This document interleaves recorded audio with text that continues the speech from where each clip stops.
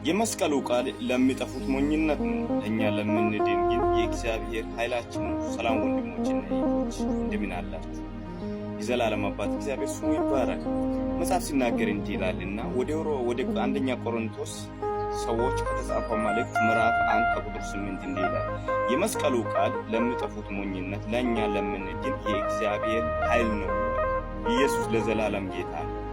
ኢየሱስ ክርስቶስ በዮሐንስ ወንጌል ምዕራፍ 19:18 ጀምራችሁ ስትመለከቱ የተንከራተተበት፣ ዋጋ የከፈለበት፣ በምስማር የተቸነከረበት፣ በመስቀሉ ላይ የሞተበት፣ ደምን ያፈሰሰበት፣ ደማልቆ ከስጋው ውሃ የፈሰሰበት፣ አንተ የእግዚአብሔር ልጅ ከሆን ከዚህ ውረድ ተብሎ የተፌዘበት ለማይገባችሁ ሞኞች መጥፋት ሲሆን ለእኛ ግን ለምንድን ለምናምንበት ለእውነትም ሞቶልናል ለምንላችሁ የእግዚአብሔር ኃይላችን ነው።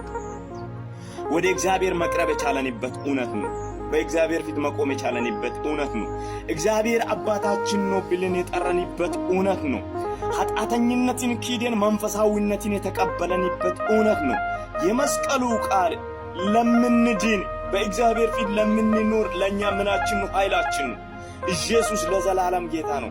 በመስቀሉ እውነት ኢየሱስ ክርስቶስ ሕይወት ሰጥቶናል። በመስቀሉ እውነት አቁሞናል። በመስቀሉ እውነት ሰዎች አድርጎናል። የመስቀሉ ቃል የሞተበት፣ የተሰቀለበት፣ የተገረፈበት ለሌሎቹ ሞኝነት ነው። ለእኛ ግን ለምንድን የእግዚአብሔር ኃይላችን ነው።